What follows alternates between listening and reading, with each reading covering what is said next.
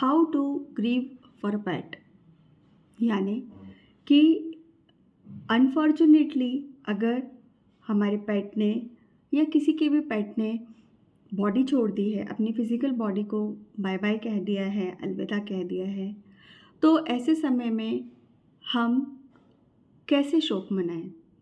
क्या ऐसे काम करें जिससे कि हमारे मन को शांति मिले? जैसे कि मैंने पिछले ब्लॉग में कहा कि सोसाइटी लेवल पे तो ये बहुत नॉर्मल चीज़ है उनके लिए कि इट इज़ जस्ट अ पेट, एक एक पेट ही तो है, तो इतना शोक मनाने की क्या ज़रूरत है? नहीं, हम पूरी तरीके से हमें अधिकार है, हम उसके पेट पेरेंट हैं, तो जो हमारा पेट अपनी बॉडी को छोड़कर जा चुका है, हमारे हमने इतनी उसको बचाने की कोशिश की कि वो सर्वाइव करे, वो अच्छे से रहे, लेकिन अनफॉर्चुनेटली वो हमें छोड़कर चला गया। तो उस समय पे हमें पूरा हक है कि हम अपने आप को शोक की स्थिति में रखें और ग्रीव करें। उससे जो हमें मानसिक शांति मिलेगी, उसकी हमें बहुत ज़्यादा ज़रूरत है।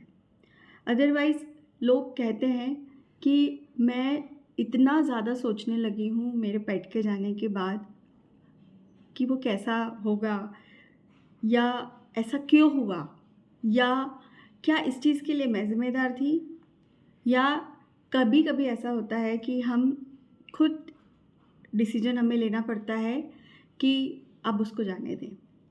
उसकी फ़िज़िकल बॉडी इतनी ज़्यादा पेन अब नहीं ले सकती है, तो उसके बाद पेट पेरेंट के ऊपर ये डिसीज़न छोड़ दिया जाता है कि वो क्या चाहते हैं, कि क्या उसको ईज़िली मुक्त कर दिया जाए इस पीड़ा से, या वो चाहते हैं कि वो आगे इस पीड़ा को और झेलता रहे।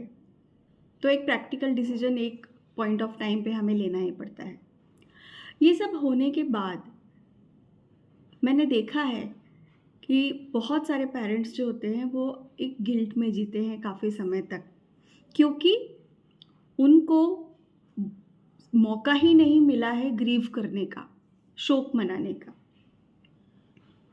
आप अपने पेट के जाने के बाद आपने भले 2 आँसू बहाए हों, लेकिन एक मन से क्लोज़र, मन से उसे अलविदा कहना, वो रह जाता है। और प्रॉपर क्लोज़र ना होने के कारण कई पेट पेरेंट के मन में हमेशा के लिए एक सेल्फ डाउट, एक गिल्ट रह जाता है, जो कि उन्हें कचोटता है, उन्हें काटता है। तो being an animal communicator and animal reiki practitioner, मैं मेरे इतने सालों के अनुभव के बाद मैं आपसे कुछ शेयर करूँगी कि आप कैसे इस ग्रीफ प्रोसेस को अपने लिए यूज़फुल बना सकते हैं। नो डाउट आप दुखी हैं, आप उसे याद कर रहे हैं, लेकिन अगर प्रॉपर आपने क्लोज़र नहीं किया है, तो हो सकता है कि ये एनर्जी नेगेटिव आपको आपके ऊपर आए। तो सबसे पहले मैं बताना चाहूँगी आपको कि आप क्या कर सकते हैं। सबसे पहले लॉस को एक्सपीरियंस करना सीखिए। सबसे पहले आपको प्रैक्टिकली थोड़ा-सा सोचते हुए ये आपको देखना है, ये आपको रियलाइज़ करना है कि yes, you had a loss. You have lost your पेट। वो अब जा चुका है, ये बहुत कठिन परिस्थिति है। वो जा चुका है और मुझे अब उसके बिना आगे की ज़िंदगी गुज़ारनी है। जब आप ऐसा सोचना शुरू करते हैं, तब आपको रियलाइज़ होता है कि मैंने देखा है मेरे कई क्लाइंट्स या दूसरे लोग भी, क्या होता है कि इवन मैं भी उसी सेम सिचुएशन से निकली हुई हूँ। हम डिनायल के प्रोसेस में रहते हैं। जब मेरी बेला गई थी 2022 में 27 जून, तो उस समय I was my whole family वो डिनायल के प्रोसेस में थे कि वो मेरी गोद में गई थी, बट मैं मान ही नहीं पा रही थी कि वो चली गई है। और इसके कारण जो मेरा यू नो मुझे जो शांति मिलनी थी वो मुझे बहुत देर से मिली, क्योंकि बेला के जाने के बाद everything was shattered in my life.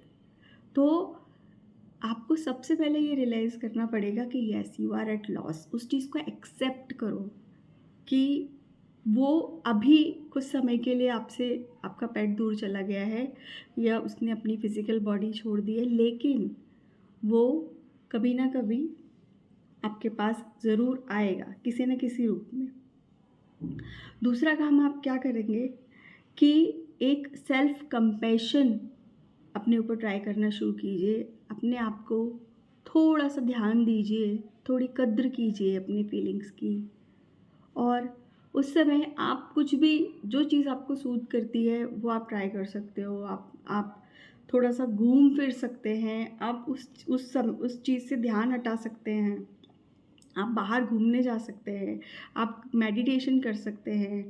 मन लगाना बहुत मुश्किल होता है, but still you can try. आप मन लगाइए, आप ट्राई कीजिए। और ये जो एक मॉर्निंग की प्रोसेस है, ये जो एक शौक की प्रोसेस है, ये शौक की जो विधि है, आप इसको एक प्रोसेस समझकर उसमें इंडल्ज हो जाइए। अगर आप रोना चाहते हैं आप रोइए, अगर आप उसके बारे में कुछ लिखना चाहते हैं आप कुछ लिखिए, आप किसी से बात करना चाहते हैं, वी हैव सोशल मीडिया, आप उसके थ्रू आप लिख सकते हैं, आप शेयर कर सकते हैं अपने थॉट्स। या अगर आप आप एकांत चाहने वाले व्यक्ति हैं, लेकिन उस समय भी आपको अपनी फीलिंग्स को उजागर तो करना होगा ताकि आप हल्के हो जाएं, तो आप अपनी डायरी मेंटेन कर सकते हैं। You can maintain a journal जिसमें आप इसके बारे में सारी चीज़ें लिखें।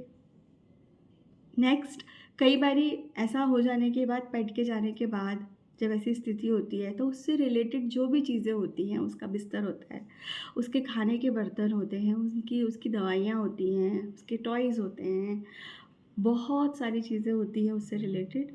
तो जनरली हम देखते हैं कि जो फैमिली है में जो दूसरे लोग होते हैं, वो they want to get rid of those things.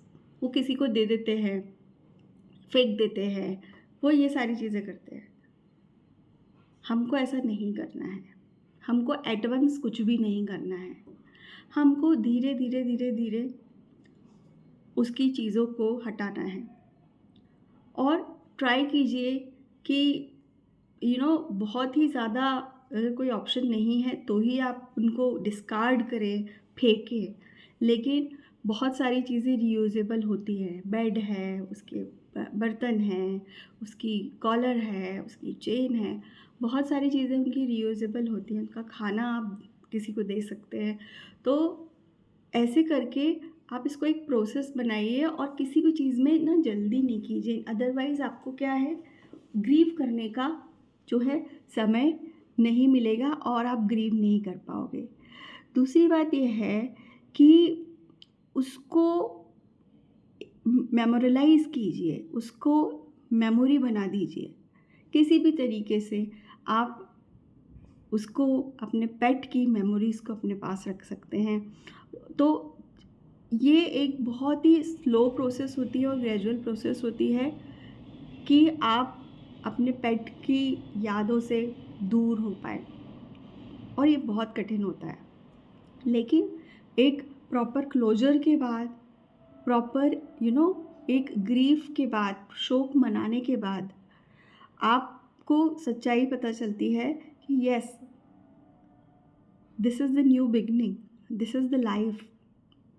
अगर कोई चीज़ जन्मी है तो उसे मृत्यु तक भी जाना पड़ेगा, और यही आपके पेट ने किया। समय अलग अलग हो सकता है, कोई जल्दी जाएगा, कोई अपनी पूरा कॉन्ट्रैक्ट ख़त्म करके जाएगा, बट जाएगा तो सही। तो जब ये प्रैक्टिकलिटी, ये आपको रियलाइज़ हो जाता है कि सत्यता तो यही है, उस समय आपका एक प्रॉपर क्लोजर हो जाता है और आप बहुत शांति से, बहुत ही अच्छे तरीके से, बिना दुखी हुए अपने पेट को याद करेंगे जीवन भर। तो मुझे उम्मीद है क्लोज़र की ये टेक्निक आप अपनाएँगे या अपने किसी जानने वाले को बताएँगे जो कि इस स्थिति से गुज़र रहा हो, तो आप अपनी भी हेल्प करेंगे और उसकी भी हेल्प करेंगे। Thank you so much.